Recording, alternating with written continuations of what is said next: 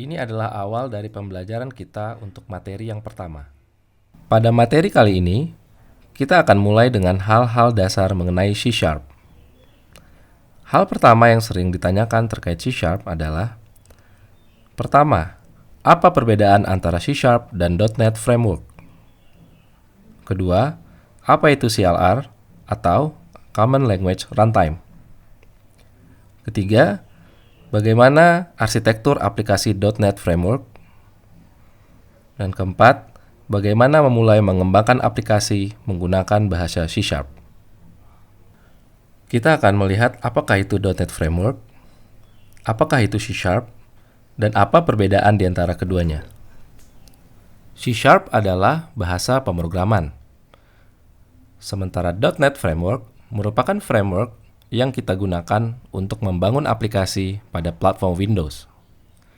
Framework berarti kita dapat membangun aplikasi menggunakan komponen-komponen yang sudah tersedia dan kita kombinasikan dengan penggunaan bahasa seperti C#.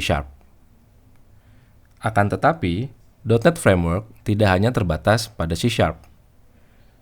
Ada beberapa bahasa lain yang didukung seperti F# dan VB.NET.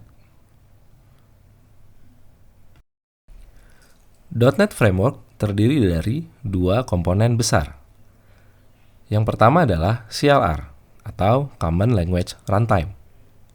Yang kedua adalah Base Class Library atau BCL. Untuk memahami tentang CLR, kita harus memahami bagaimana C# dikembangkan. Sebelumnya, terdapat dua bahasa keluarga C, yaitu C dan C++.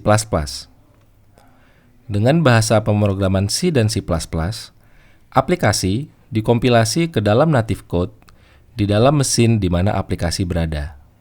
Jika kita menulis aplikasi menggunakan bahasa C++ di dalam Windows mesin dengan prosesor x86, maka aplikasi hanya akan berjalan di mesin tersebut dan dengan prosesor tersebut.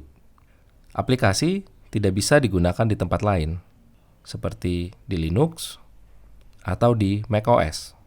Desain C# terinspirasi dari komunitas Java.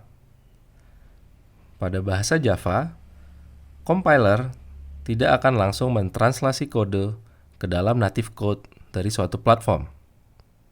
Compiler Java akan mentranslate kode ke suatu bahasa sementara yang disebut bytecode. Konsep yang sama terjadi dengan C#. Compiler akan menghasilkan intermediate language yang disebut dengan IL code atau intermediate code yang bersifat independen terhadap komputer yang menjalankan aplikasi tersebut.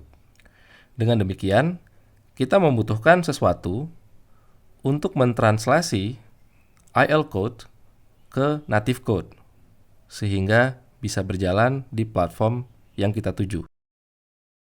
Itulah tugas dari CLR. CLR adalah aplikasi yang berada di memori mesin yang mentranslasi IL code ke native code sebelum dieksekusi oleh mesin. Proses ini disebut dengan JIT atau Just-in-Time Compilation.